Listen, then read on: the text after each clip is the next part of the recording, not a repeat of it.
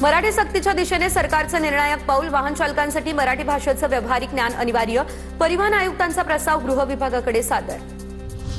मराठी सक्तीवरून शिंदेच्या शिवसेनेत दोन गट, सक्तीने भीती निर्माण होते, संजय निरुपम यांचा सरकारला घरचा आहे, मराठी सक्तीच्या निर्णयाचा पुनर्विचार करण्याची देखील मागणी। टॅक्सी रिक्षा चालकांना मराठी सक्ती करण्यावर सरकारने ठाम राहावं, कुठल्याही दबावाखाली मराठी सक्तीचा निर्णय बदलू नये, शिवसेनेचे माजी मंत्री विजय शिवतारेंचं मुख्यमंत्री आणि उपमुख्यमंत्र्यांना पत्र।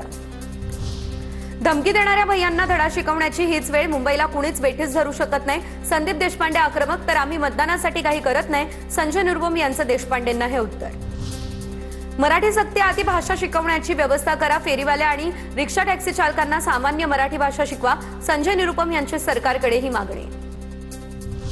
निरुपम टुकार माणूस, इतकं करूनही भैया मतदान करत नाही, संदीप देशपांडेंची ही टीका, तर आम्ही मतदानासाठी करत नाही, तुम्ही एवढं करता मग तुमचे आमदार किती, संजय निरुपम यांचा हा सवाल।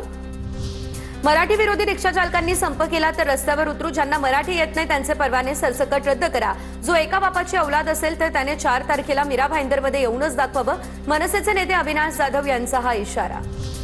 दहिसरमध्ये मनसे कार्यकर्ते आणि संजय निरुपम आमने सामने, रिक्षा टॅक्सी चालकांसाठी आता मराठी सक्तीच्या निर्णयाला विरोध, त्यानंतर मनसे कार्यकर्त्यांकडून निरुपम यांच्या गाडीवर दगडफेक, कार्यकर्ते पोलिसांच्या ताब्यात।